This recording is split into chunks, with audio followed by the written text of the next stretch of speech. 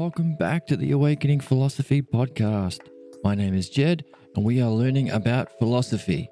And today we're going to do something a bit different. We're going to do the introduction on the board because there's a fantastic and beautiful and symmetrical pattern that's been unfolding as a result of our work in these read-alongs, in these podcasts that we've been doing together. So, to summarize, I'm going to jump to the board. So let's make some space over here and recap where we're at together. We have been on a quest together in this channel to figure out, basically, to put it in a nutshell, two things. What is philosophy?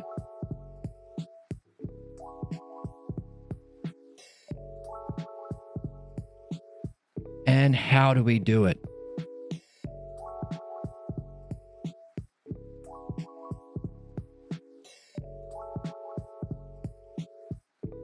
Included in that is why we should want to do it, what's the significance for us, and so on.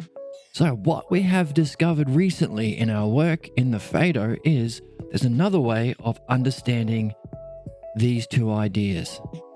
What is philosophy is another way of saying how would you definition. What's the definition of philosophy? How do we do it? How do we demonstrate philosophy in our own lives, in our own soul, in this lifetime? And according to the Phaedo, even after we die, not just while we're dead, but in the process of dying too. Okay, how do we demonstrate or function is another. How do we function or demonstrate with philosophy in life and death and the coming to life and the dying? So those have been kind of the questions that have been guiding our ship in this journey together on this Awakening Philosophy podcast. And in answering that question, we have discovered something interesting. Well, to define what is philosophy, we've recognized that there are two key ideas: understanding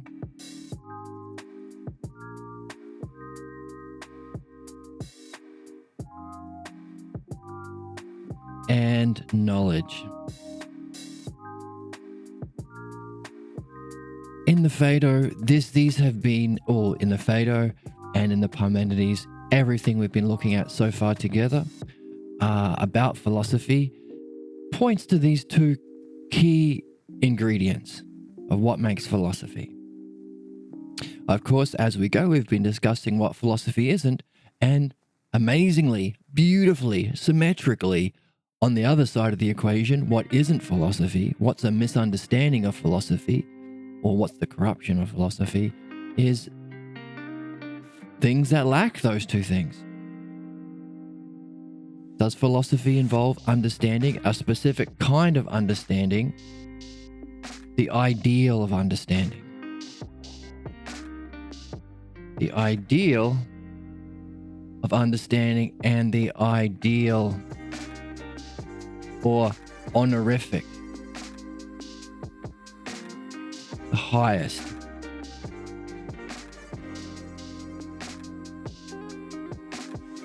Or we could even say the excellence, the ideal or the honorific or the excellence of understanding and knowledge. And of course, if you lack that, then it's not philosophy, it's something else. Okay, so this ideal or honorific of understanding has a Greek name, dianoia. Why? Because we don't have an English word for it, so we have to bring it in. Hey, we can have an amuse-bouche from France. We can have Schadenfreude from Germany. We can have dianoia from ancient Greek. And we can also have nous for knowledge. What is that? That is the ideal or honorific. specifically understanding applied to the realm of being and not becoming. In our work on the Phaedo together, we've realized, this separation from our physical senses, such that our thinking isn't applied to the senses, is the essence of philosophy. Which is why pulling off this stunt of separating our soul from the body allows us to do it better, allows us to be least troubled by our physical stuff, the crap that comes up to distract us from philosophy, from our understanding, like hunger, needing to feed our body, desires, fears, illusions and foolishness, all sorts of troubles. Okay, so in the Phaedo, we've been talking about the yoga. All yogas essentially come down to this, of separating the soul from the body so that we can engage in dianoia better. And why? Because dianoia itself leads into nous. So they're connected. Dianoia is the way in which we prepare ourselves to be liberated from the ignorance of attachment only to our physical senses and recognize there is a true reality that our soul can access. And this, hopefully we have a quote for this, because there is a beautiful quote that nails this down for us in the Phaedo. Let's see if we've got it. Here we go.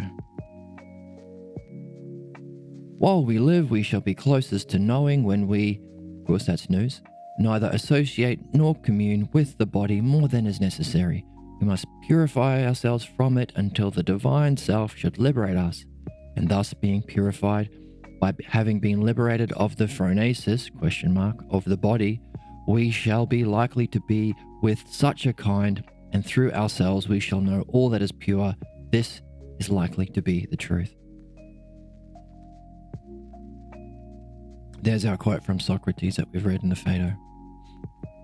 So, dianoia into nous is what makes philosophy philosophy.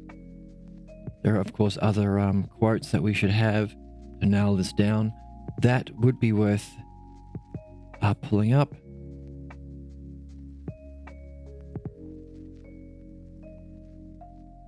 This is what we were talking about in terms of the liberation of the soul from the body. That's the exercise of philosophy. But also, I want to nail down this connection between the direct intuitive knowledge, or nous, and understanding. So let's bring up the text.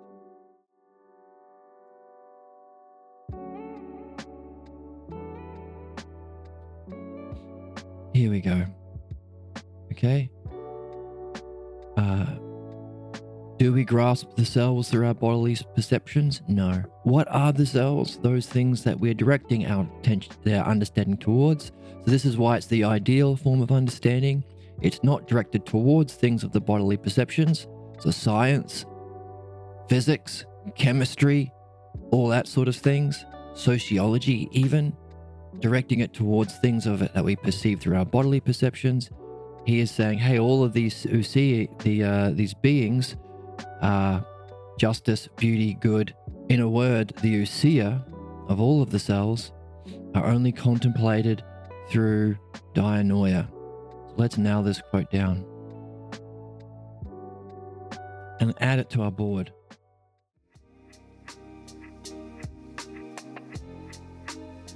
Here we go. We have a nice quote. Self-justice, beauty and good, the ousia of all selves and being is contemplated not through the body, but whosoever prepares themselves by most accurately dianoia understanding, each self-investigated will approach the closest to the nous, intuitive knowledge of each being. So, took a bit of time to get this into a quote, but worth it. Why? Let's go back to our summary. So what have we been doing in this channel? Well, we've been trying to understand basically two things. What is philosophy? How do we do it?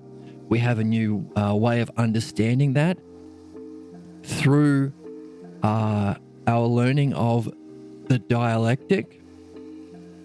So we can say it's a definition and demonstration. The ideal of understanding and knowledge are the two primary aspects of philosophy. But hey, let's also recognize that understanding and knowledge is a kind of definition. We are trying to most accurately define each of the selves investigated. That brings us closest to nous. And of course, that is a kind of purification, such that it prepares us for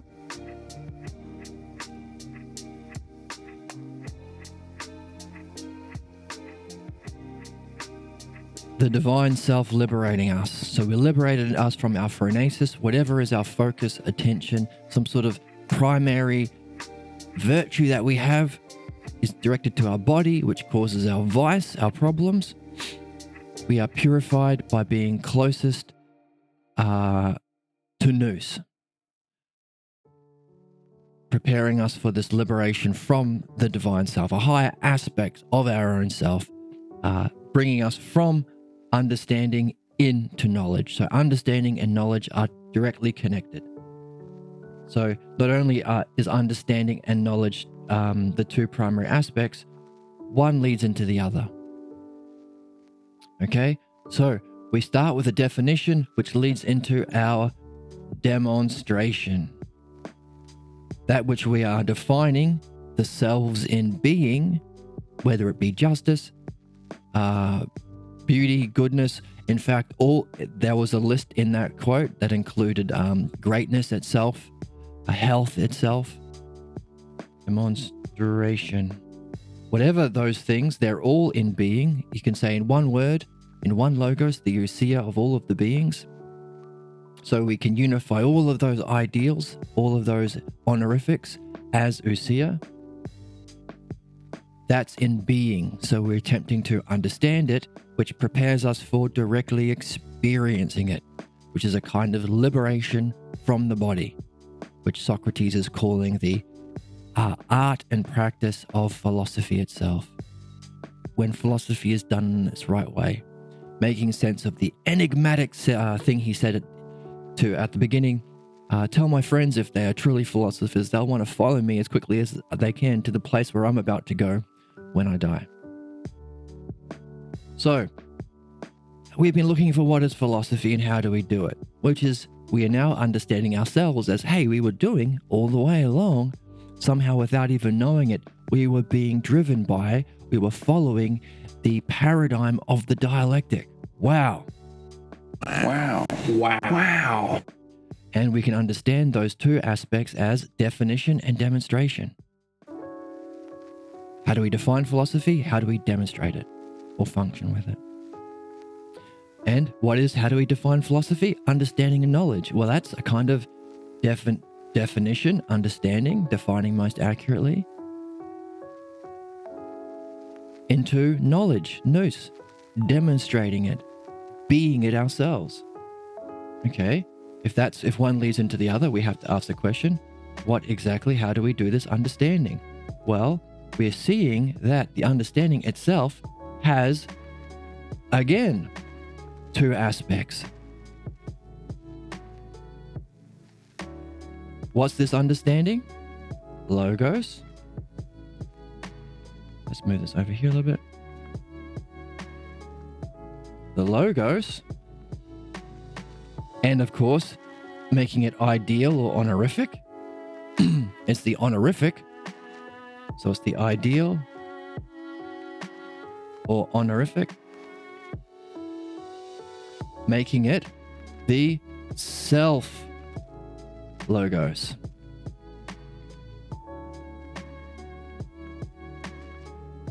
Wow. So our next question is, well, if that's how we define definition,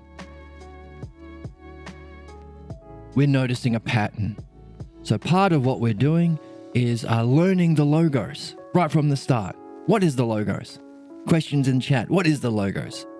Literally a question in chat. I've never heard a satisfactory definition of the logos. And I said, I'm with you, buddy.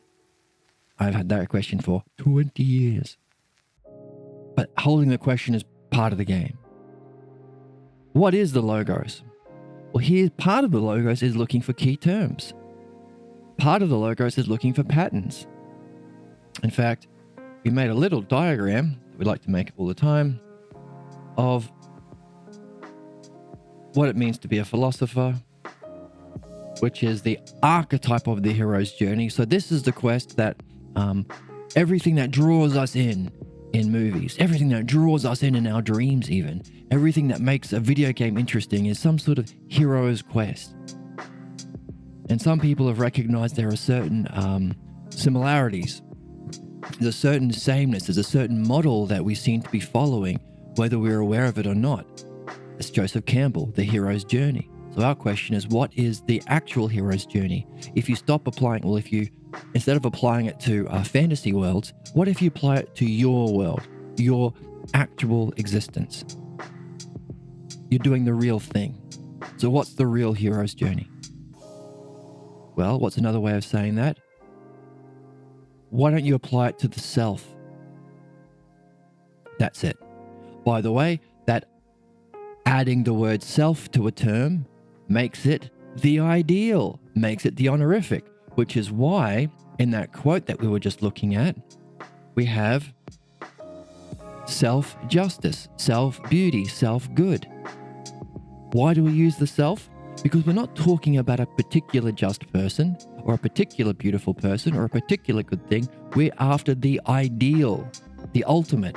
What is justice itself that makes all other things just? That's the model that we have some intuitive awareness of, that we don't like it when you kick a puppy. There's something unjust about that. What is justice? And of course, in the Phaedo, where we're up to in the text is Simmias and Cebes asking, where do we get that from? How do we somehow know it? Like, we learn about justice in philosophy, self-justice, but we kind of still have an intuition about it even before we learn it. We kind of don't we get mad at the referee when he makes an unjust call. We don't like it when somebody yells at a baby. Like something unjust about that. What is it? And how do we know it before even having learned it?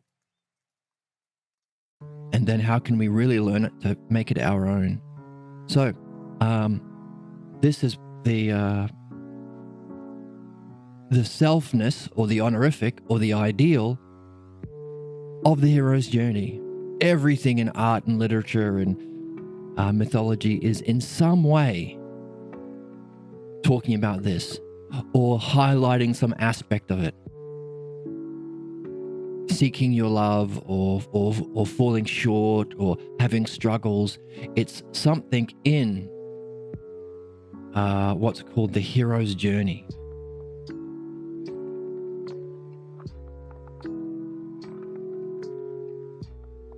Everything we're interested in is some aspect in some way, or telling of the story of the whole process of the hero's journey.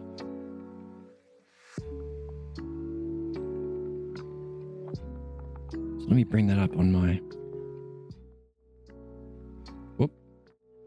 here.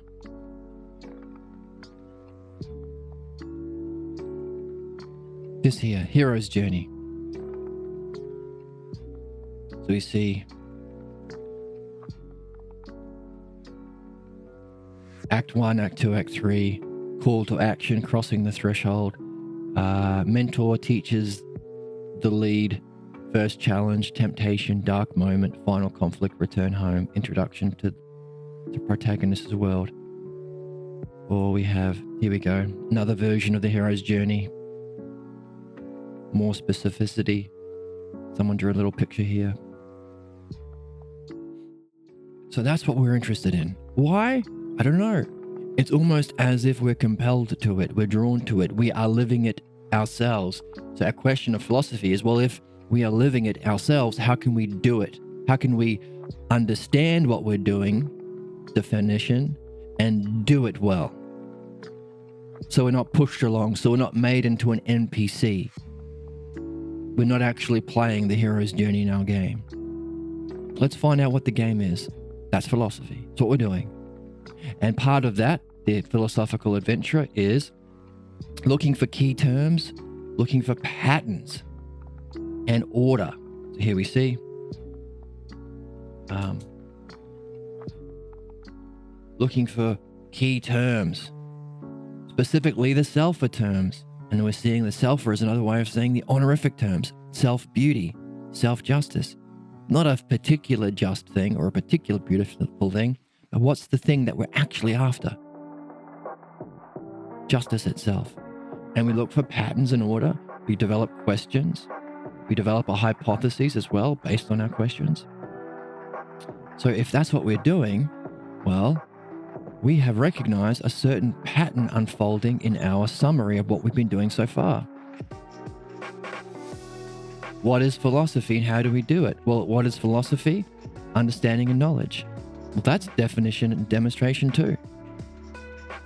So what is this understanding thing? What is involved in dianoia? The self-logos and, well, we notice a pattern, so then we fill out the rest of the pattern. That's abduction. That's using metaphors to teach and learn. All the way through we've been seeing that Socrates gives us a metaphor. Death is to dying as life is to coming to life, and there'll be other terms he'll give us here that he'll want us to fill out the pattern. Hey, if I is to this, we have to figure it out. So it's a way of teaching, giving you some of the pieces of the puzzle, establishing that there is a puzzle by establishing a pattern. So often he'll give us two terms to establish that there is a pattern. And here we have two versions which establishes a pattern.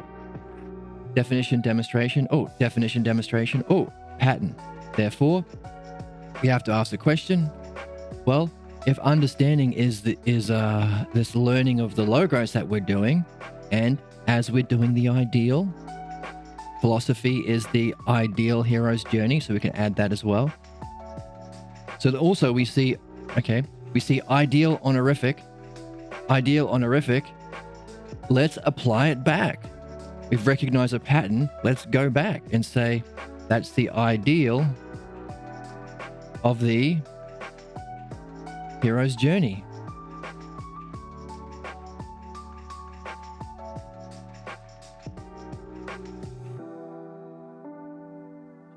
Gourney.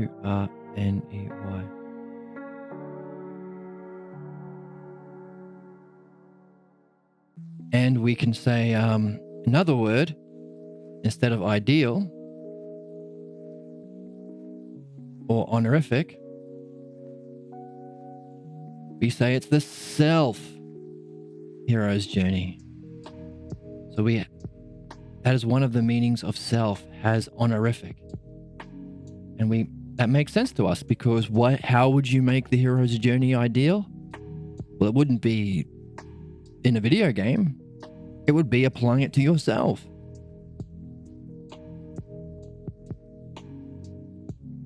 So what is philosophy? Well, it's this the ideal or the honorific or the self-hero's journey. And how do we do it? Okay. What is it? Definition and demonstration, understanding and knowledge. Oh, wonderful. Okay. What is understanding? Dianoia specifically. Self-understanding, self-dianoia. Well, it's the logos, which we can call the self-logos. But then we have to ask the question, what would be the demonstration of it? How do you demonstrate? How do you do the logos? We're in the process of learning the logos, but how do we do it? That's the dialectic that we've been learning all the way through. Dialectic. So there's our demonstration.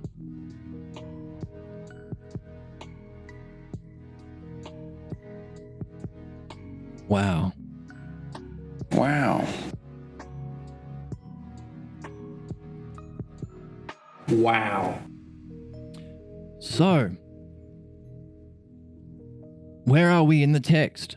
We've We've recognized that there is a pattern in our actions that we've been following. Now that we know more about the self logos and the dialectic, we can go back to what we've been doing this whole channel and understand it better. Oh, we've been definition and demonstration. Wow, we've been doing a dialectic. And this is the question. If we're doing it anyway, we are in the hero's journey. We were just oblivious to the game rules. We didn't know what we're supposed to be doing and how to do it. We've been blindly being pushed around by the forces of fate and the ignorance of ourselves and others, which is the importance of learning the game rules. What's the game? Definition, demonstration. Interesting. So, the dialectic seems to be the whole game that we're playing. So let's break this down. So this needs to be our next question. If this is the dialectic, what is the dialectic? Well, if answering a question, figuring out a puzzle involves a dialectic, we have to also ask, what is the definition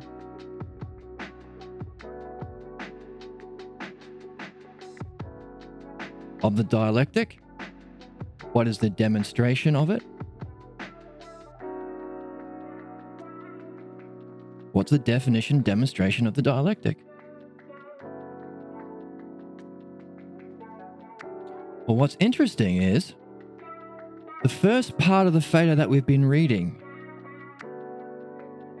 was Socrates' defense of philosophy. He gave his doctrine.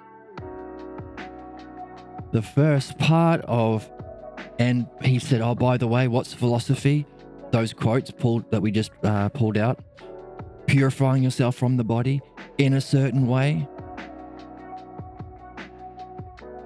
Through the most accurate use of your understanding. To bringing you as close as you can to nous until you are liberated from by the self, the divine self. He also mentioned a yoga of separating the soul from the body specifically. His doctrine, therefore, so what's all that? How do you most accurately understand?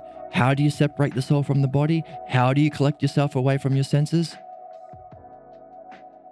How do you have the true virtues of the hero's journey? That's Socrates' doctrine. Socrates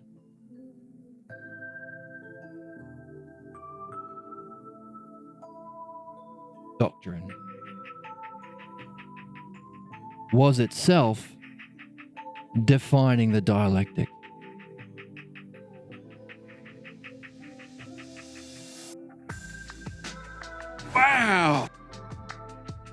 Wow. So this whole doctrine that we've been going through, now we have a way of understanding it. Last time we talked about the necessity for defining the dialectic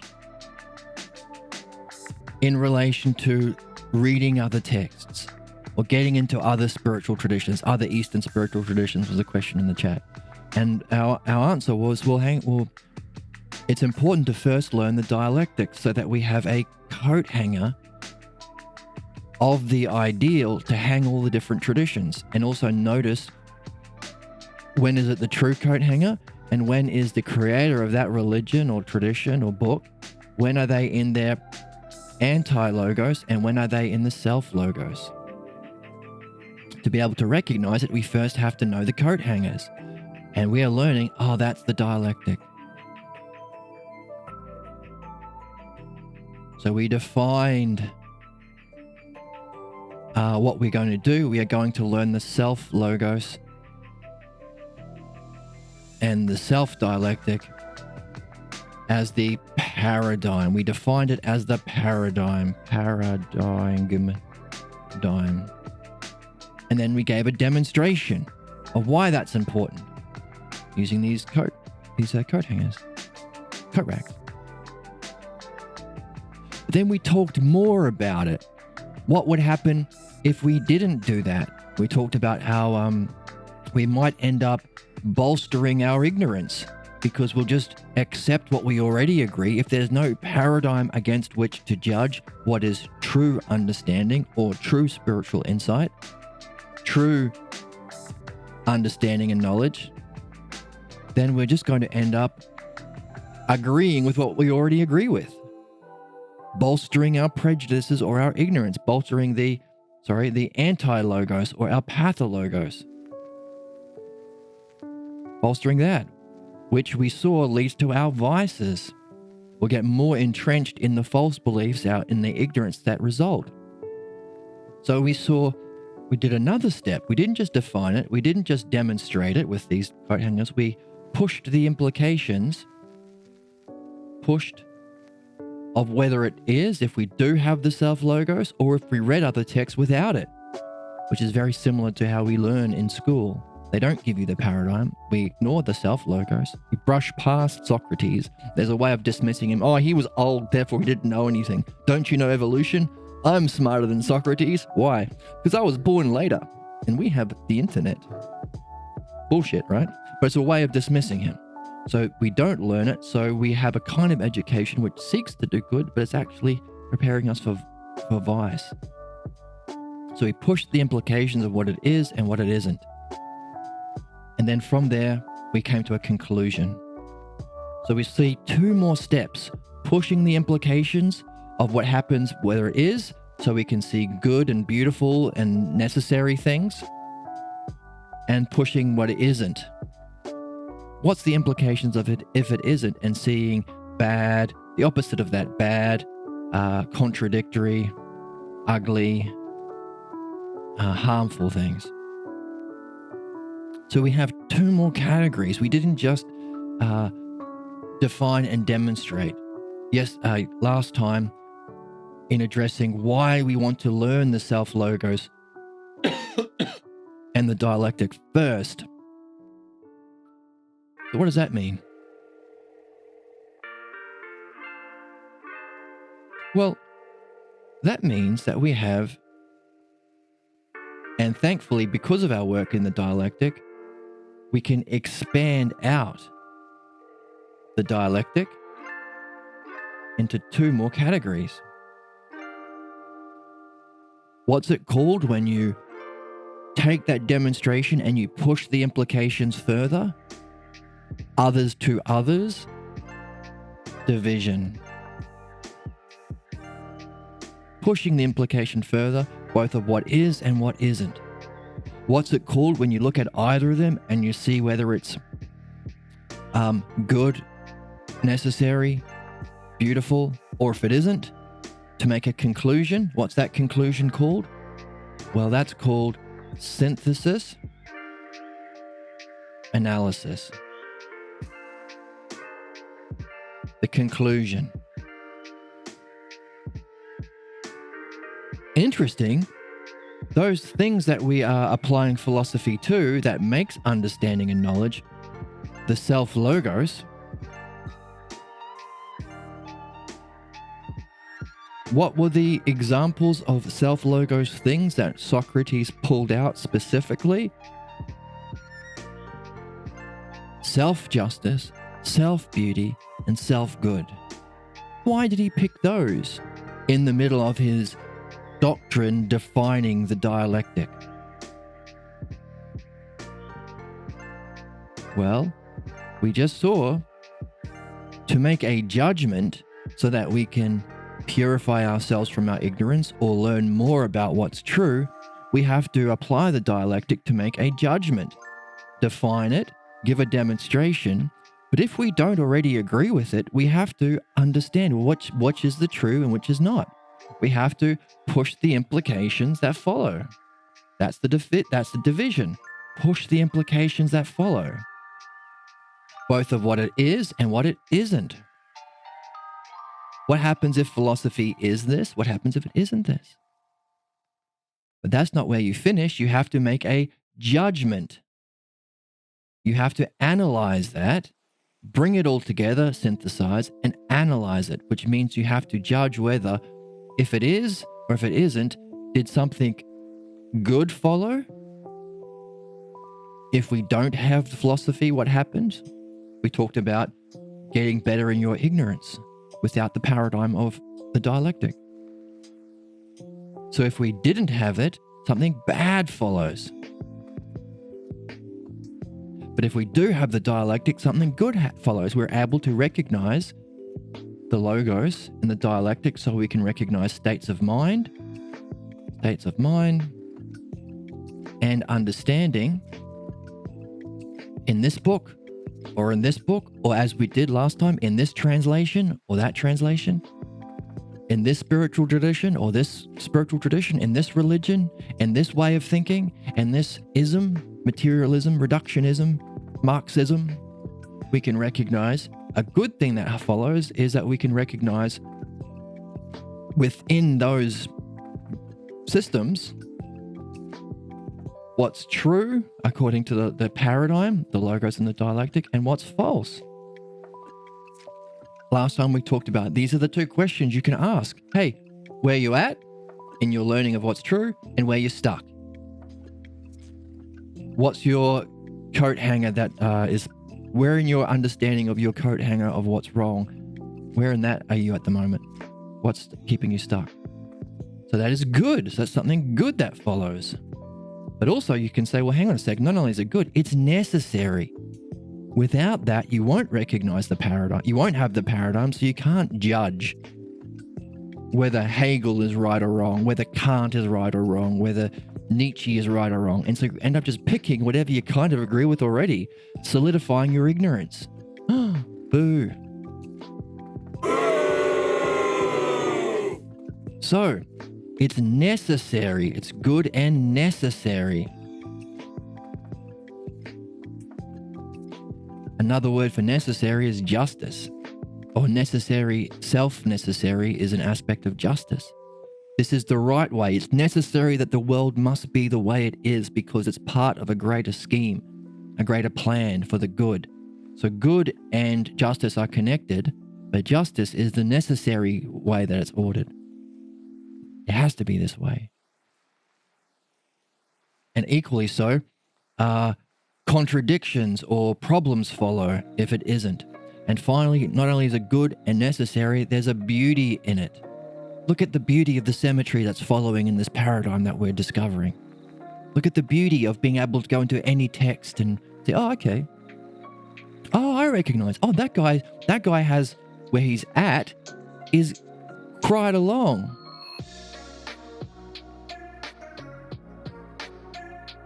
Is quite a far way along the logos. That's where he's at. Oh, this author I'm reading, where he's stuck, is here. Interesting. So therefore, his state of mind or his knowledge is at this level. So this is his vision. This is the vision of the author that I'm reading. This is his highest vision. This Nazi has a certain vision, and we can understand where it ranks. This guy who wrote this utopian fiction novel has a certain vision, and we can rank it. Oh, it's here. The Nazi is probably down here, right? The Marxist has a certain vision. We can rank it here. The Buddhist has a certain vision of reality and the human quest. It's probably up here. The Taoist has a certain vision, his knowledge, his direct experience, his vision. Not only that, hi there, welcome to the chat. Not only that, we can recognize his understanding. How well can he outline his vision? How well does he understand his vision? A lot of spiritual people might have a high vision, but might be lower down on the paradigm.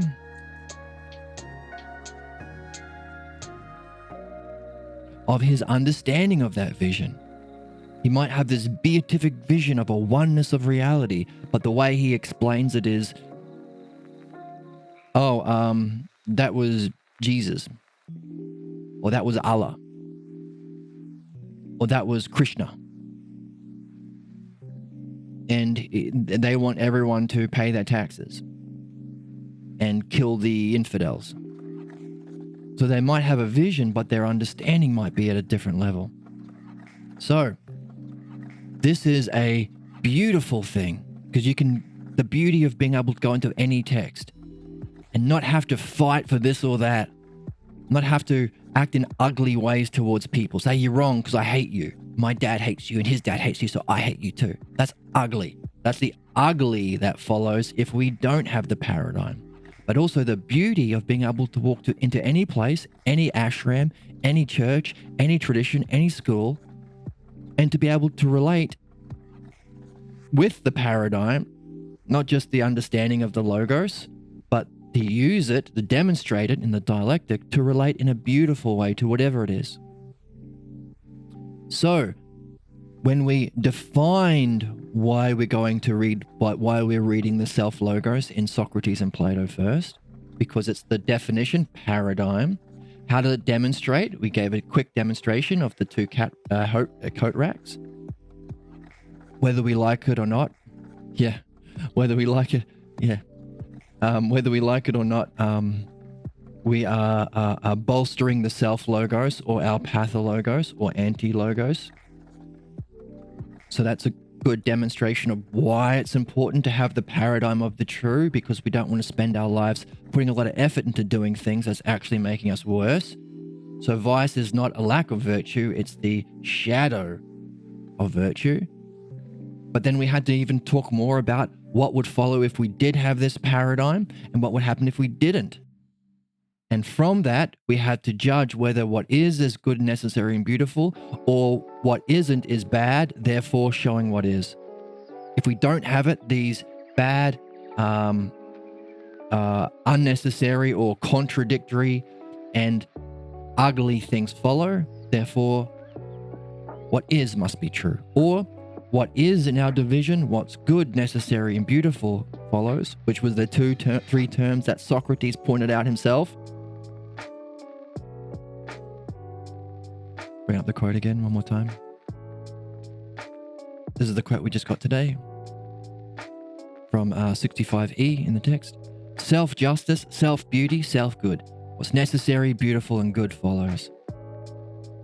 Those were the three examples because they're ousias, they're aspects of the brilliant light of being that's contemplated not through the body, but whoever prepares themselves by most accurately understanding, dianoia, each of the selves investigated, which we call the dialectic, will approach the closest to the nous of each being, the knowledge. So this dialectic that we're learning is the way of reaching it, is the and we saw that yesterday. So we recognize that not only did we define why we're reading this first, the paradigm, but demonstrating, giving a because, a simple because with the coat racks. We also went into two more stages, division into what is or what isn't, and we had to judge or synthesize and analyze based on those three self-aware ideas that Socrates even brought to our attention. Just or necessary, good and beautiful. So,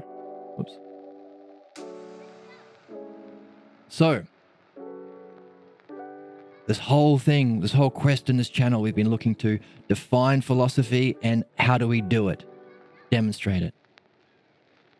What is philosophy? Well, we're seeing through reading the text that it's understanding and knowledge. Not just understanding, but the ideal or honorific, which gives it the word self.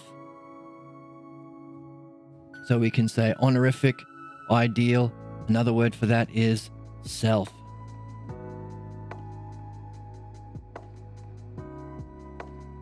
Inverted commas. That's how the Greeks use the word self. Self has a particular, but it also has the honorific. That's why we give it a capital S. So what is understanding knowledge? Dianoia and nous, which is itself, definition and demonstration. Okay, so if understanding leads into knowledge, what the heck is understanding? Definition and demonstration. It's the self-logos. But how does it demonstrate itself? The dialectic. Okay, keep breaking it down. What's the definition of the dialectic? Socrates gave us it in his doctrine.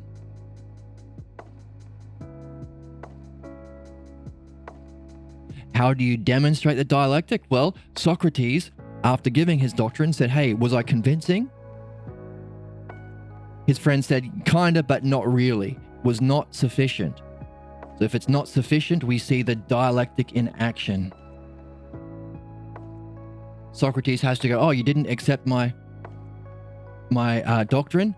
Let me give you the dialectic in action, or in conversation.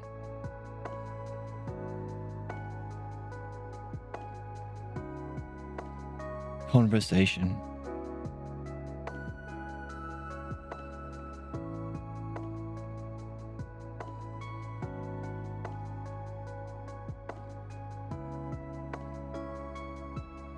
Okay, but what's interesting is if we recognize that there is a 4-part structure, we can division it. So we defined a pattern. So what are we doing? So let's apply this to this. Let's turn around upon ourselves and revert upon ourselves and apply it. What are we doing here? This is a dialectic. If it's the pattern for everything, it even applies to itself. It's turtles all the way down. What did we just do? We defined a pattern.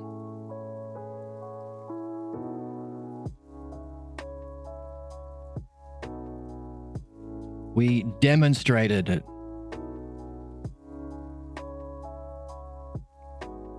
In our chart. Like the coat hangers.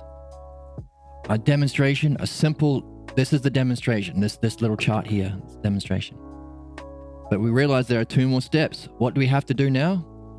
Push the implications, divide it. Divide and division into further parts or implications. What are the implications? If this is true, what follows? Implications. And then we would have to ultimately conclude or synthesize and analyze or conclude based on self, using the paradigm of self-justice, self-beauty, beauty, and self-good. So to be able to judge the division, the implications, the closer we are to our own understanding and knowledge of the things that we're interested in, beauty, justice, and good, the better we can think, the better we can judge, the better we conclude, and the better we can change our mind, which is beautiful. So we defined a pattern, we demonstrated it in a chart. What stage are we on to now? Division. Let's push the implications of our chart. What have we seen in our chart? What is philosophy? How do we do it? 2 big questions. Definition, demonstration. Okay. What is philosophy? Understanding and knowledge. What's that? Well, your understanding defines things as accurately as you can. And your direct experience is a demonstration of what you're defining. Understanding knowledge. Pattern. Definition, demonstration. What's understanding? It's the self-logos. That's the terms. It's our definition. How do you use the self-logos? That's the dialectic. And by this point, because we're at the dialectic, we recognize that the dialectic itself has 4 parts. So we can expand from here. So not only do we have to define the dialectic and demonstrate it, we have to give a division and synthesis and analysis. So in the text, we got the definition as Socrates' doctrine. Demonstration, what was his demonstration of the dialectic? We've been talking about it in action. Another way of saying it was his, actually don't delete that. Dialectic in action. What did he give? He gave our 3 arguments of the immortality of the soul. 3. So when somebody said, hey, I liked your doctrine, I liked your definition, Socrates, but a lot of people, not me, but a lot of people will find it hard to believe your doctrine of philosophy because it implies that the soul is immortal and exists out of the body. It's kind of the whole thing. So what would you say to those people like me who are a bit stuck? Where you at and where you stuck? The two questions that you can ask. Really, the two questions you can ask. You can maybe ask a third. How's your art going in mythologizing? So you could say, define where you're at and where you're stuck, which is what is and what isn't, but demonstrate it in your mythology, in your art. You're writing a song about it. You're writing a short novel about it. Doing fan fiction about it on World of Warcraft characters. That's itself a definition and demonstration, both of what is and what isn't. Where you're at, where you're stuck.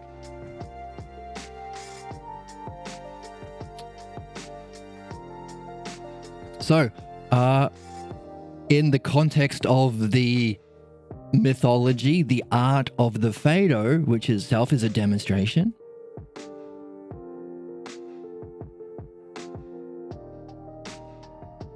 what followed after the doctrine? Well, we can use our dialectic paradigm or model to make sense of the text we're reading. What did he do next? He demonstrated his doctrine by giving to his friends 3 arguments for the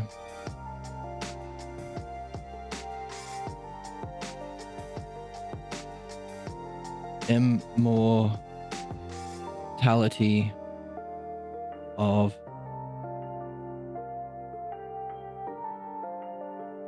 the soul. Remember, he talked about it needing resources. It's a barrel of resources. It can't be in a straight line, and you can't end up like Enderman.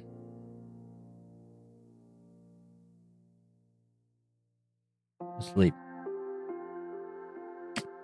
So those were our 3 arguments. Hey, we have to, if we come to life from something, it can't be from the physical world because we'd run out of resources. It can't be in a straight line because what was the argument for the straight line?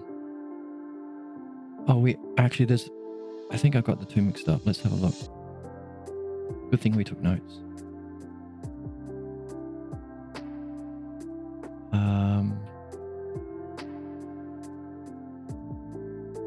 Here we go. Oh, the straight line, you end up as Enderman.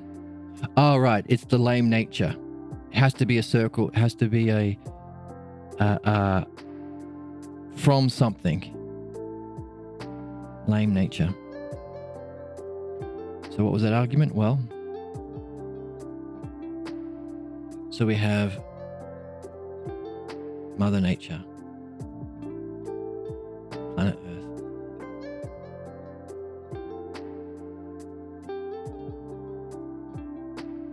So if there's if everything is coming to be from something and then back, it would be lame if we can see a coming to be dead, but we can't infer a coming back to life.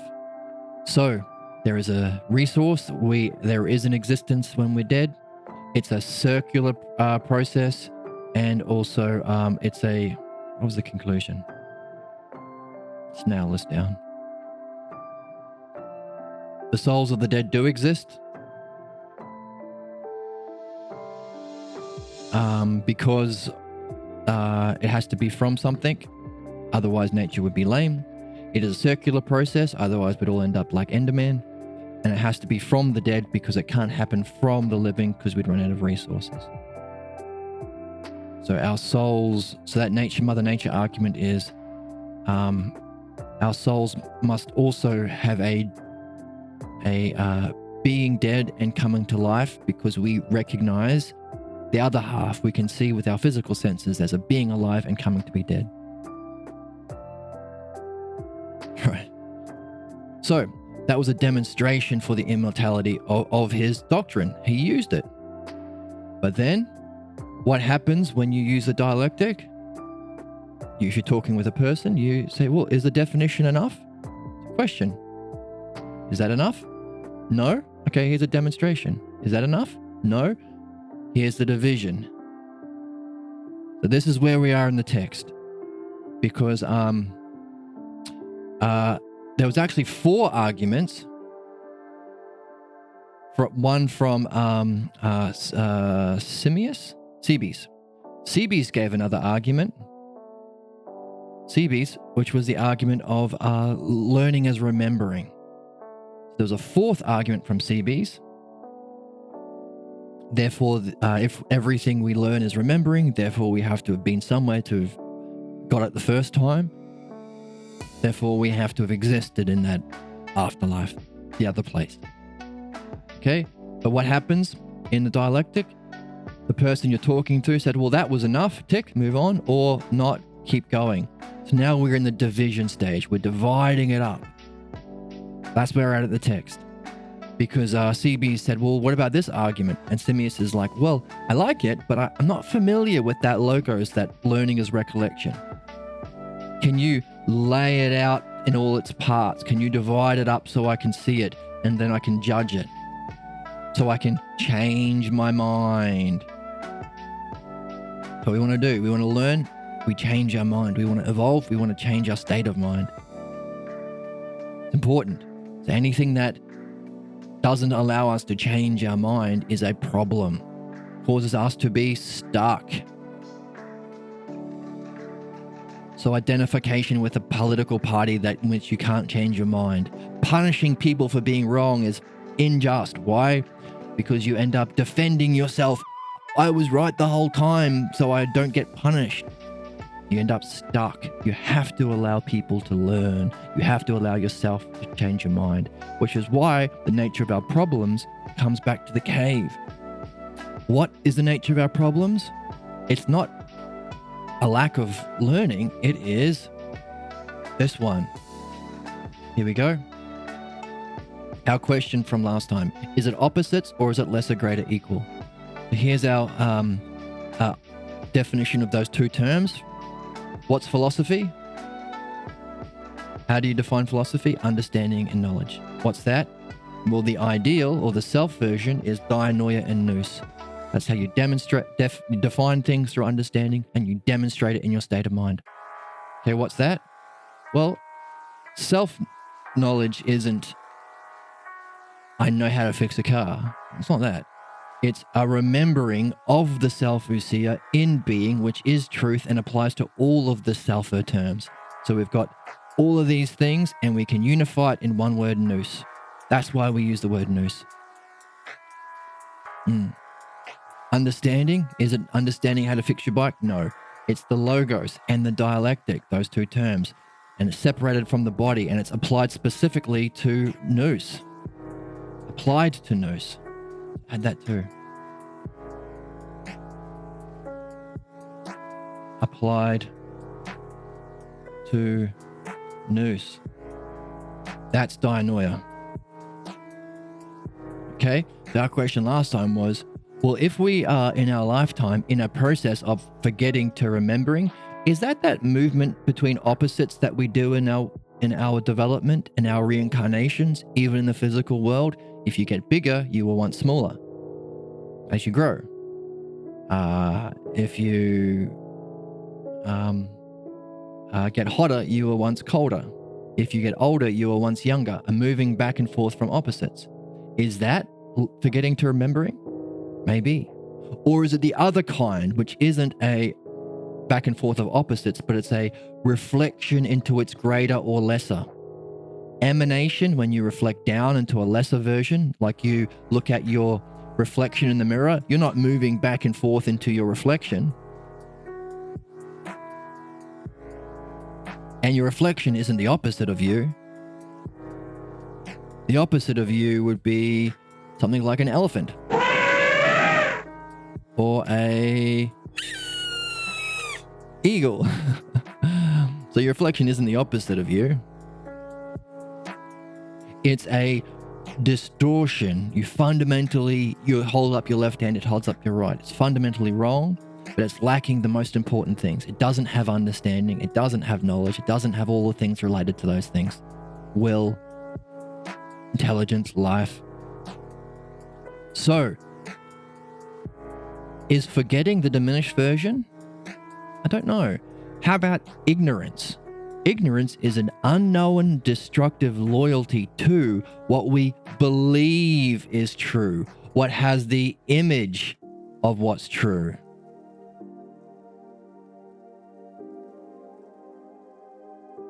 What we have a destructive loyalty with, like we talked about how, you know, the second most popular party in Germany right now is the Nazi Party. Didn't they learn? Didn't they change their mind after having an experience? Well, how do you change your mind?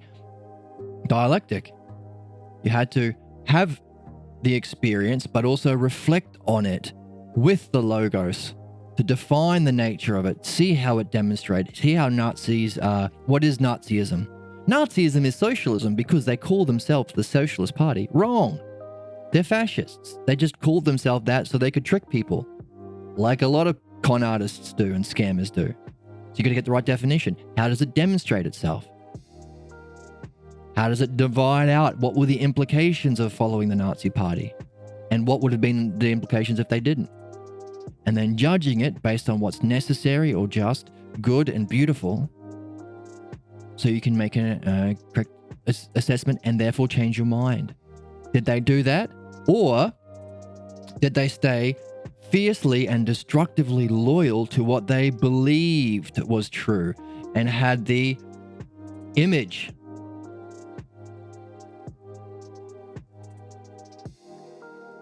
of being justice, beauty, etc.?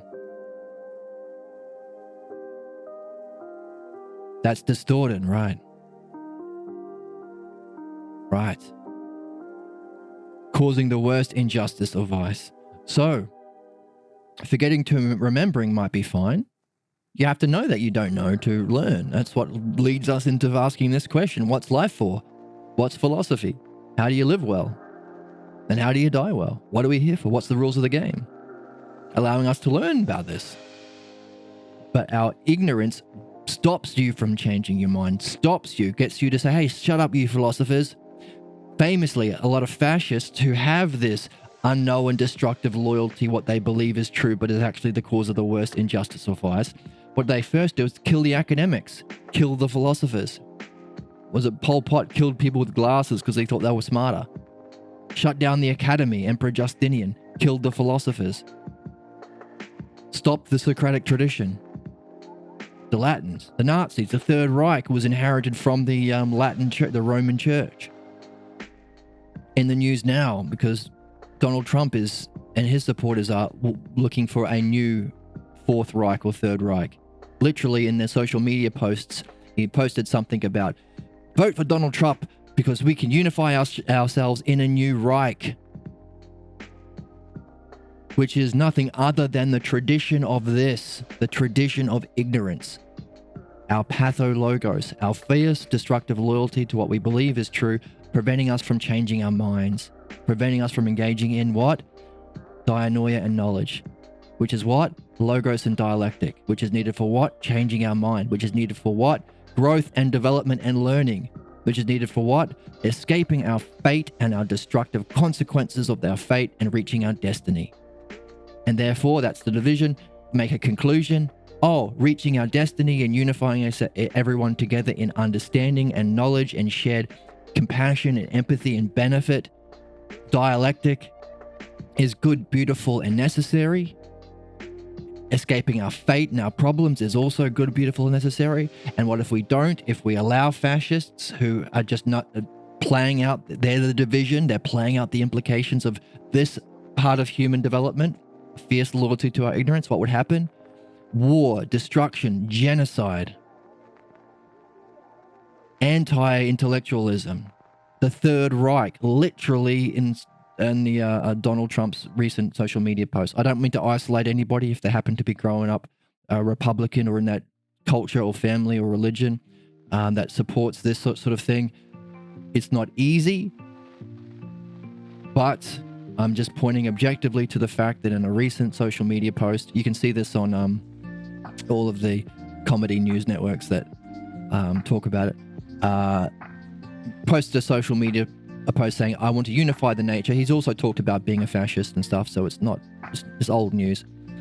Under the Third Reich, under a unified Reich. So that's nothing other than the division or the implications of what follow. And we can say, what is the Third Reich? What is the Nazis? What was it? Was it bad, ugly, irrational, and contradictory? Yes. Therefore, if what follows, if we don't have knowledge, is those ugly, hypocritical, anti-intellectual, ugly ways of being, then what is must be true. Knowledge must be true. Likewise, if the implications of what is, if we did have dialectic and knowledge is good, beautiful, and just, which it is, we can conclude that this is true. That's how we learn through the dialectic. That's the importance of holding people to the standards of justice, beauty, goodness. And specifically, those things, not is your image of those things, but the dialectic, nous, and dianoia versions of those things. We have to introduce the next stage of evolution, which is the stage of logos. So, again, it's not personal. Oh, cool. Streamer in the chat turned on another stream, and he was talking about Socrates and Plato. Oh, cool. I wonder if he will raid my channel after he finishes. I doubt it. Raid is when you send your viewers to another channel after you finish. So, that's a question. Is ignorance the distorted reflection? Is vice? And also, it's not personal. Yeah, 40% of people support Trump. The second largest party in Germany, even after what they're going through, is the Nazi party. Yeah, there is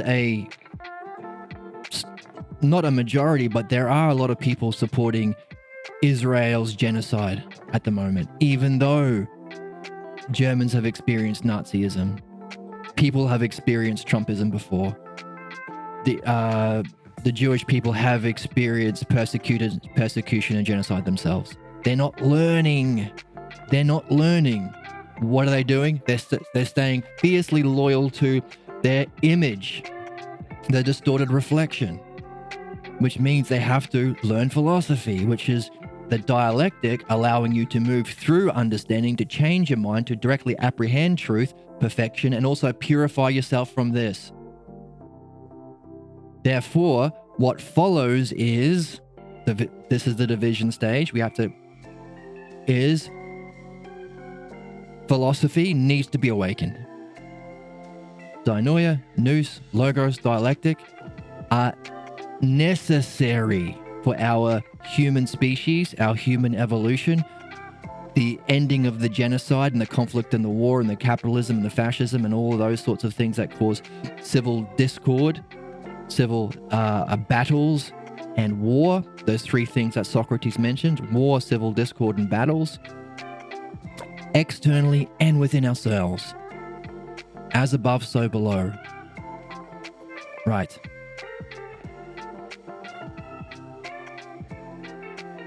All right. So in the chat, people who make a living conning people into presenting the image of those things so they can get subscribers and views, they have themselves a tradition that you can follow in a causal chain back to the original causes, which we're talking about. And in the chat, there are certain celebrities that are being followed back to who was the first cause, but also we can follow this back to in human history. Hey, if 40% of Americans are Trumpers, even though they experienced and they can see he is unjust, why? If the second largest party in Germany is Nazis, why? If there is still some support, if there's still not the majority, but there is support for genocide of the Palestinians from the Jewish people, why? If they've experienced the Holocaust themselves, why? It's not personal, it's why. Trace back the causes. It's not because we're bad, it's because there's a part of us that seeks knowledge. Only there's something that gets in the way. The distortion, the image, the usurper of the throne. We all have that. All of us, at some level. That's part of the human quest. To do two things. purify and perfect, escape our fate, and find our destiny. Two things mentioned in Socrates' doctrine. We can trace even those causes back. Where did we first learn this?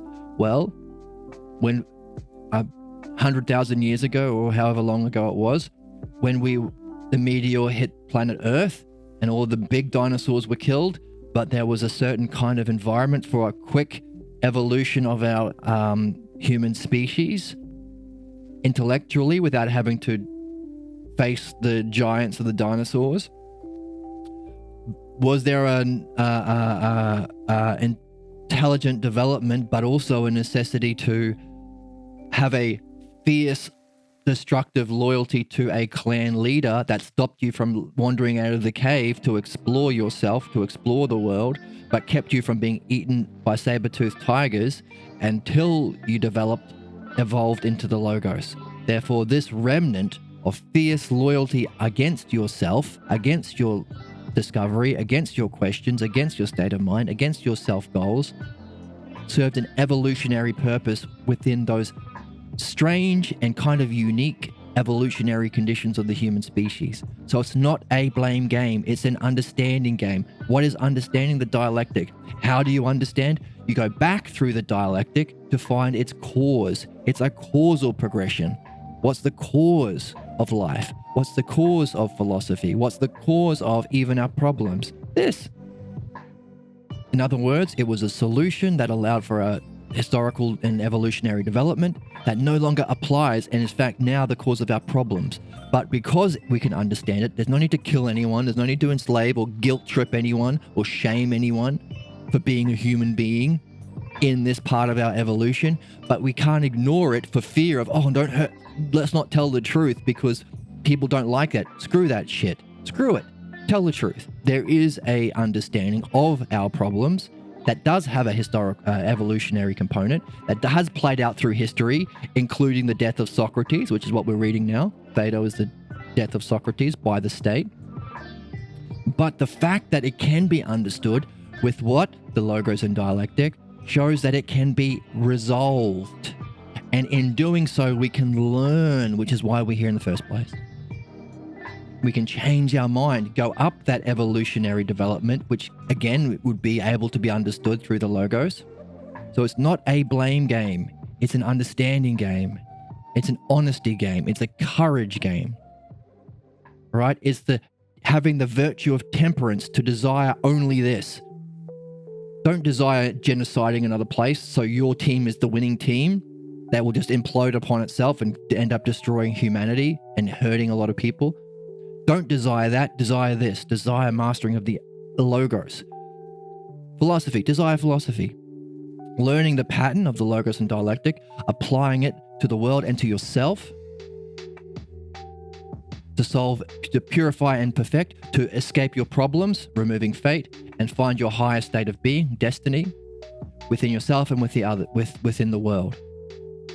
Self to self and to others, the two terms of the dialectic, to yourself and to others. Desiring that is the virtue of temperance.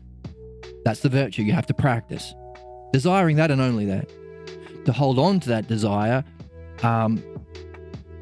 in the ups and downs is courage. In the slings and arrows of life, it's courage. The development of the understanding of that is the virtue of wisdom. Doing it at all times is the virtue of justice. Those are the four virtues you have to practice according to Socrates. But in this Phaedo, he's saying, by the way, those virtues upgrade. Because what we're really after is the true innate virtue, which never loses its power. You don't have to sort of practice and discipline yourself into temperance, courage, wisdom, and justice. They all upgrade into the true versions of them.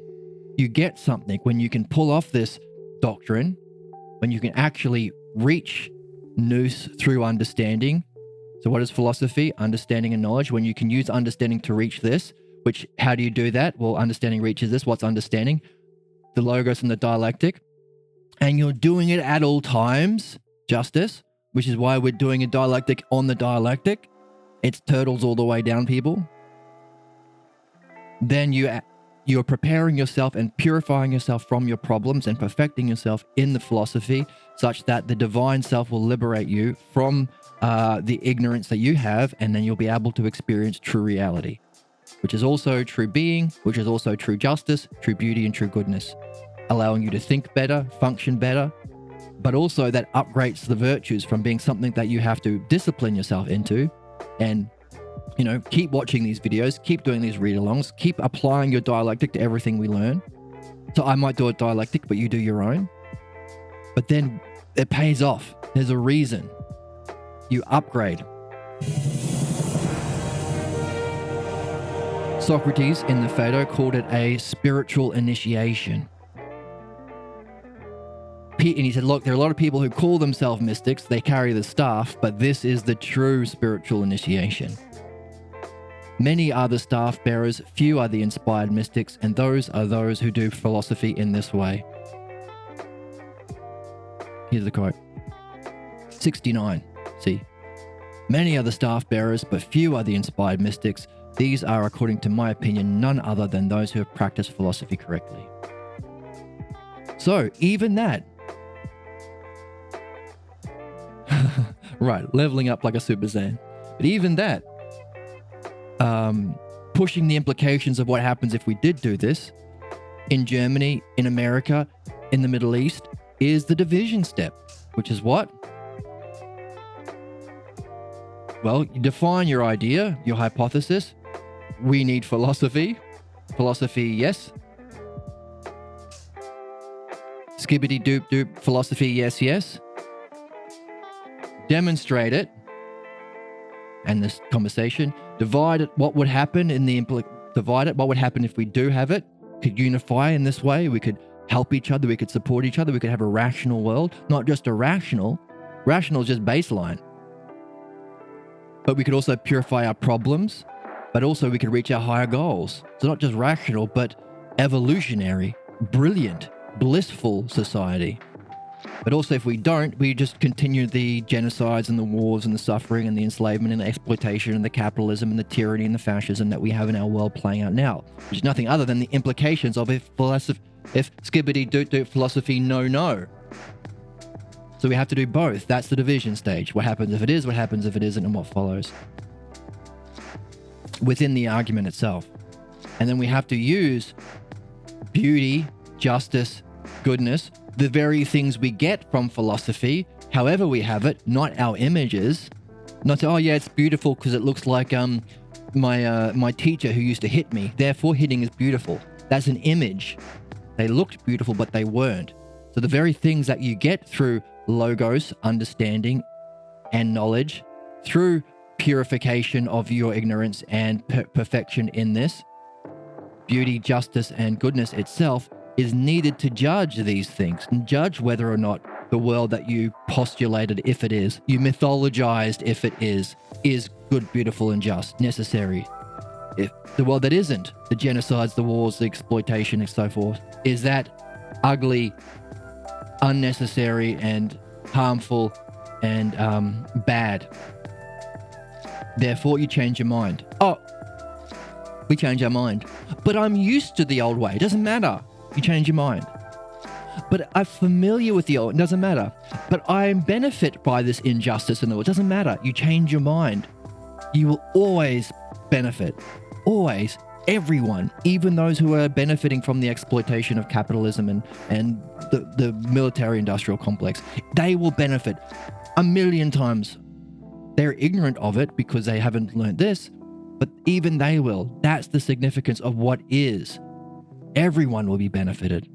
Not just remove their personal problems that they're still suffering from. That's saying, oh, money doesn't make you happy because money doesn't give you the logos to solve your problems and the dialectic. You still have your suffering. Oh, and it also doesn't bring happiness. Yeah, because true happiness is beholding the reality. Everything else is a distorted shadow. Yes, even exploiting animals. Humans, animals, and the planet. All three. So, we have to use this to judge and change our mind. If we don't, we're stagnant. If we don't, we lose.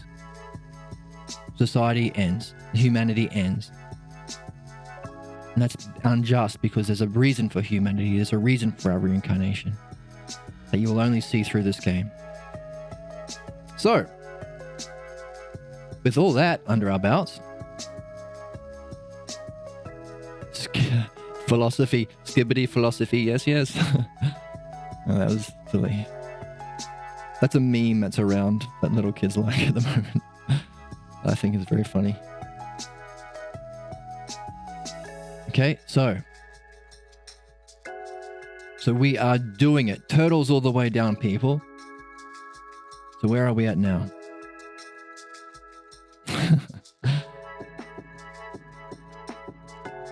Yeah, you got it.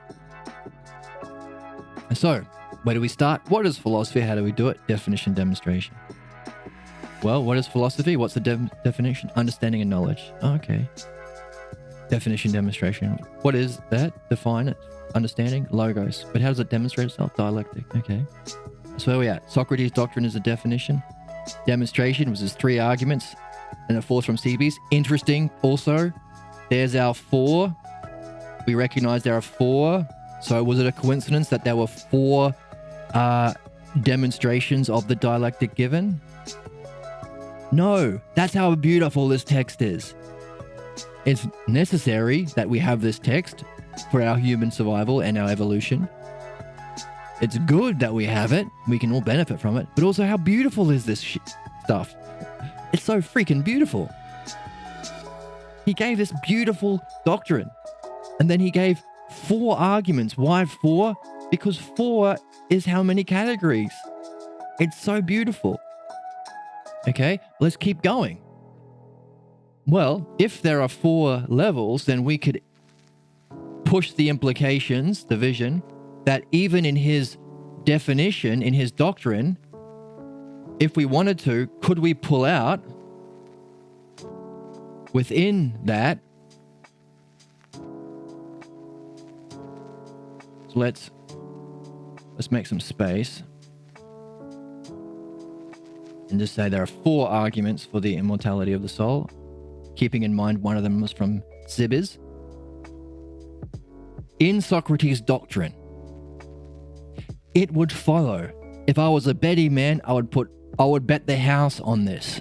I haven't seen it yet, but this is the significance of the logos and dialectic as the paradigm for everything. I'd bet the house that if we took this doctrine that we just went through, we would find within it 1, 2, 3, 4. Oops.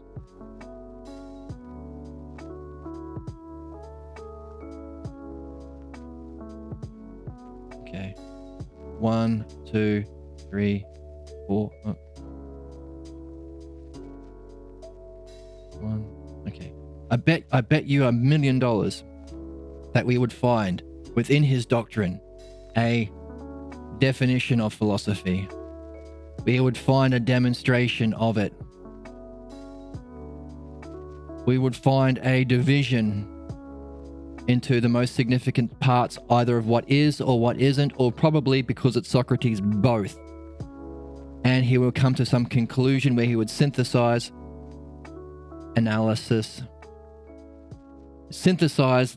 into the key arguments, and then bring it back to the definition and make a conclusion about the definition based on his synthesis and analysis of what he went through.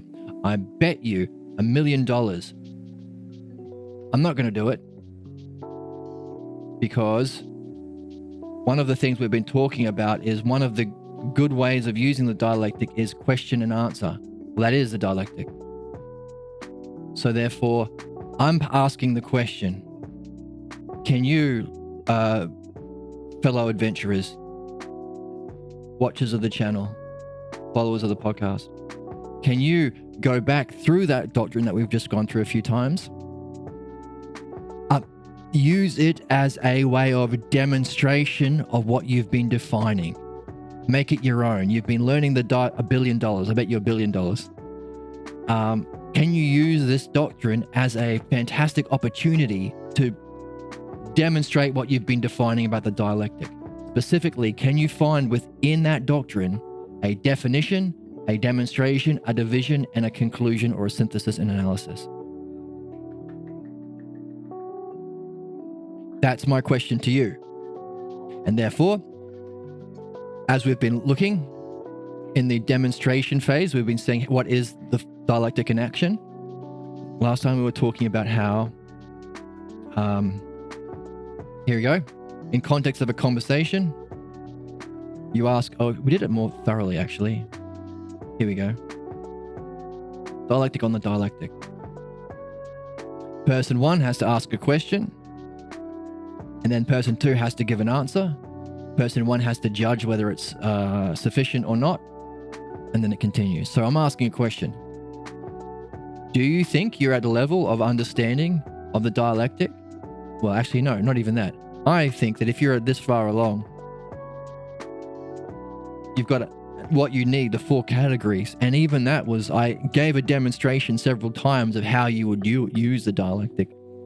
Can you go back to what we've been through and use that as a way of demonstrating what we're defining all the way through definition and demonstration? Do a dialectic on Socrates' doctrine, which was itself within the context of the whole book, a definition. So this is it's all the way down, people. It's the dialectic in the text. But in each part, you'll find the dialectic. And even within the definition, I bet you'll find a dialectic. You'll find 4 parts. I bet you it goes all the way down. So it's really, it's like an endless video game. It's like a sandbox video game, but it's endless. It goes all the way down. You'll always find it you will see depth to it depending on how far you want to look. Yes, in the chat, you make the invisible visible by the dialectic. Exactly right. So, and how far you want to go is up to you. And how long you spend on it will be kind of dependent on how much you're able to separate from the pulls and pushes and pulls of your physical body. I gotta eat. I was really getting into this doctrine. I saw all these levels. No, but now I gotta eat something. Which is why part of the definition of Socrates' doctrine is specifically the separation from your body. And the activity of doing that, like not only to get nous, but to make it easier to do the dialectic. Like right now, I've got to take a break. I gotta use the bathroom, which is annoying because I'm enjoying this. This is fun. And I got friends in chat here sharing the journey with. I'm looking for someone to share in an adventure. But amazingly, beautifully, this separation from our desires, fears, pains, pleasures, pushes, pulls, illusions, and foolishness that come from the body, which is what, if you haven't quite yet upgraded from the practice virtues into the self-phronesis virtues. These things are part of his doctrine, separating the soul from the body. Right. I'm not going to be a true gamer and use a piss bottle. Thank you very much. And if I'm doing philosophy well, I won't need to because I would have had that upgrade, that separation from the body. And also, if you are able to pull it off, make sure you use it for this. Otherwise, don't use it for evil. Don't use it to play out the implications of, it's not evil, it's just your false images of what's good, beautiful, and just. That will propel you towards your vice. And also, not only will it have a negative consequence to people in the world and yourself in the world, but in your death. Socrates says you will end up in a barbarous bog in the afterlife if you haven't pursued philosophy correctly, which is also pursuing philosophy out of your body.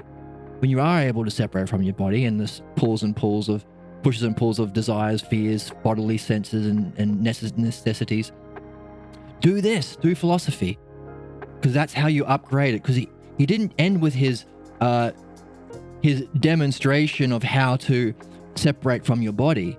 He went into further implications, bringing in the virtues, talking about the spiritual initiation, the mystic initiation, meaning there is a necessity for bringing your virtues with you into this game. It's not just philosophy is death and dying and the separating from the body. You have to bring with you the virtues.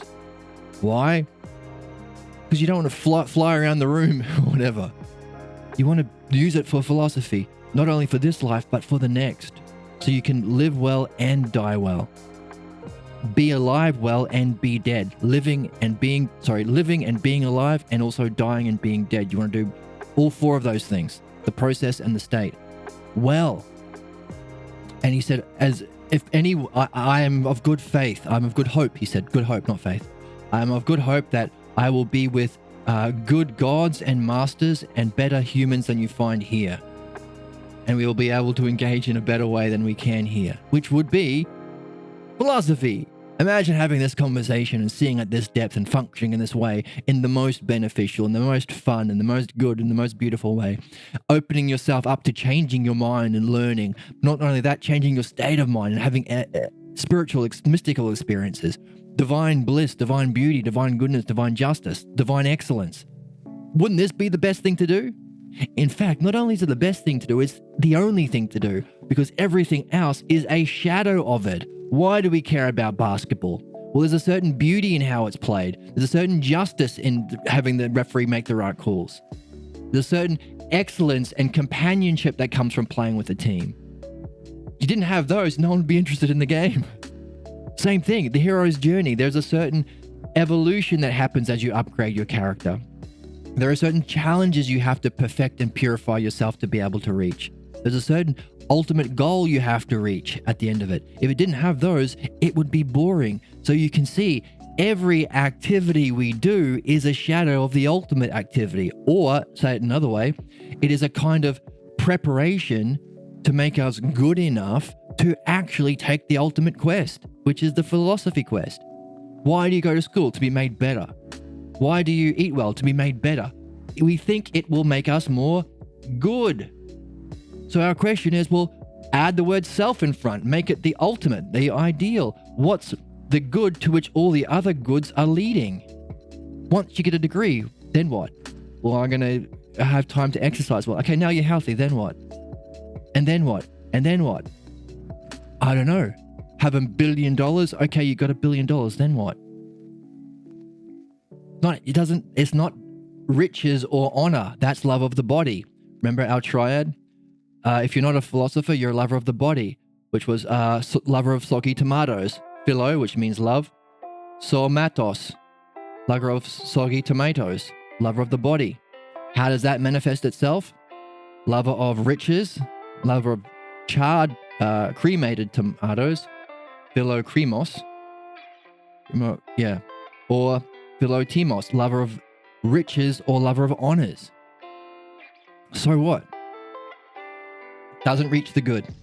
Doesn't fundamentally change your state of being, state of mind, state of thinking. Doesn't turn you around. It stagnates. So everything we do is leading to this. Either to make you good enough to take on this quest, or ready enough, or because you haven't been made aware that there is this quest, which is why it needs to be taught day one at school. Not just of the implications that follow what we don't have it, genocide, Nazism, mass exploitation through capitalism or tyranny or fascism. Not just the opposite of good, beautiful, and necessary or just. Ugly, bad, harmful, and contradictory things that follow, but of the wonderful, beautiful, fantastic things that motivate us, that follow if we did have this taught in school from day one. So, this is the quest that we're on. So what are we going to do out of the body? If you were to travel to an alien species, what would you do? Hey, who's reading Socrates? Who's doing dialectics around here? Who's in the Parmenides or the Phaedo? Where are they on this planet? Take me to your philosophers. Like, take me to your leaders, but take me to your philosophers. That was a hilarious joke. That was so funny. That was a stupid joke. Right? It's the best game in town. It's the only game in town. All other games lead to this. And we're nailing it down. So good for us. And not only are we nailing it down or defining it, we have an opportunity to demonstrate it by applying this amophilo. What's that? We have an opportunity. That was just a comment in chat. We have an opportunity to apply this, demonstrate it to Socrates' doctrine, because I bet you $1 million he's giving you just what you need, because he's a good dude. He's helping us through time. Ah, lover of love. Right, we want to be lover of, what was the three, that's the three loves that we have in the positive. We had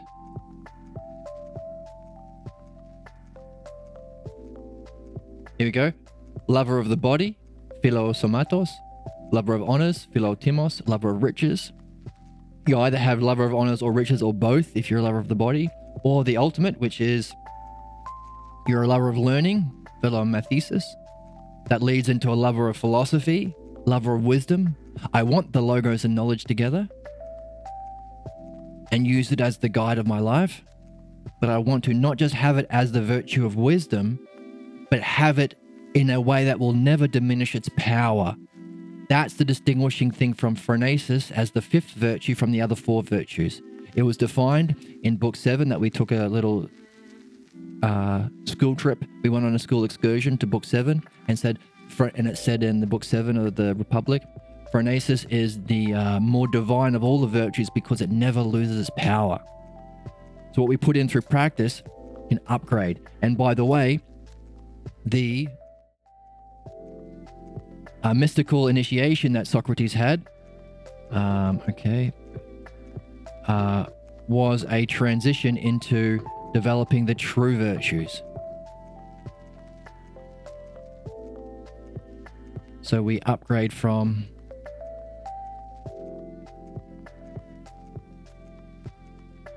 the virtues that we do in our playing the game, the human game, into the solving some sort of riddle that I bet you $1 million he's giving us, which is probably another good reason to do the dialectic on Scott on his doctrine. Can you find the 4 elements within his definition of his doctrine? Because that might be a riddle that he's given for the purpose of purifying and perfecting you. Otherwise, not just will you suffer in your life, but when you die, you will lie outstretched in a barbarous bog. And it's a mystic initiation. So it's worth doing it. You get something from it. You will upgrade. Not just in your thinking and being more unified, but he's saying, hey, if you do that, it's a kind of riddle you're solving, which is what we've been doing all the way along. It's how someone would use the dialectic. You don't give them the answer, you ask them a question.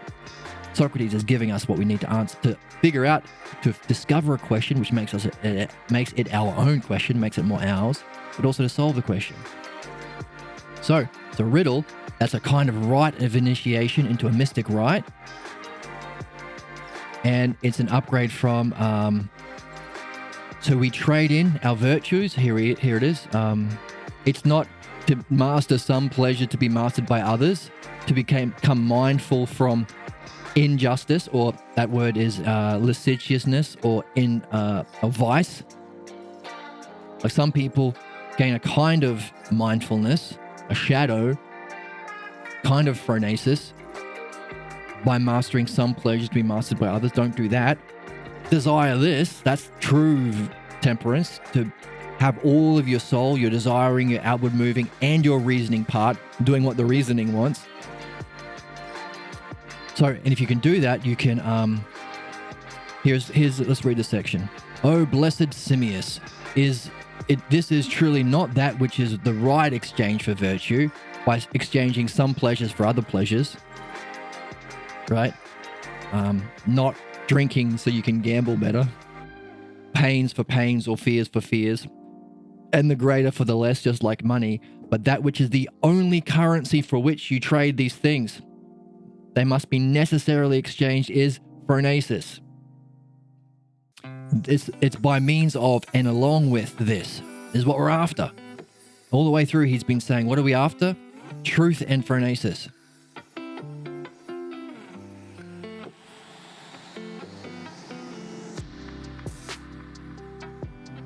Here we go. All the way. The body troubles us and prevents us from acquiring truth and phronesis. All the way through, he's been saying truth and phronesis.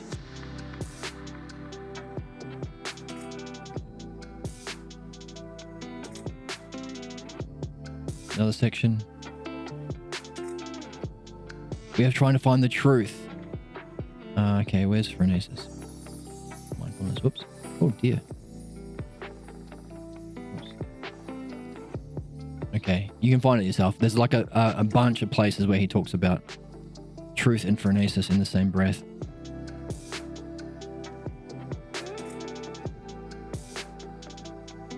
Those are the two goals we want as philosophers. So,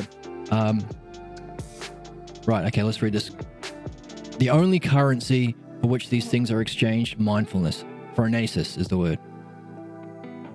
And on the one hand, by means of this and with this, we buy and sell all that is being, which is what wisdom is after. Understanding and knowledge of being. Virile, the consequence of having courage. Sound-mindedness, literally temperance, virtue. The word is justice. Those are the four virtues. Collectively are true virtue united with mindfulness. So these upgrade to true virtues, where the pleasures or fears and any other affections are added or subtracted. But it's very different that a virtue is exchanged for one another without mindfulness, because that is a shadow, an outline of a shadow that is neither healthy, is the word, nor true, and is fit for slaves. It's bad for you to pursue vice, which is why when we can enter the fourth dimension or fifth dimension, whatever is outside of the body, do this, do phronesis, do philosophy, do dialectic, because it's not healthy for you, nor will it help you reach the truth. And it's a purification from those things that is not, okay, sound-mindedness, justice, virility with courage, and what does wisdom become? Self-mindfulness. That's the initiation. So there's a kind of special upgrade that applies specifically to wisdom there, which is curious. Figure that out. It's a puzzle to be solved. So that's why we want to go through and apply the dialectic. Why we're into this game. Why we're going to benefit. Not just for the world and humanity. That's great too, but for us. Let's upgrade ourselves. But keep in mind that we do it all the way up as well as all the way down.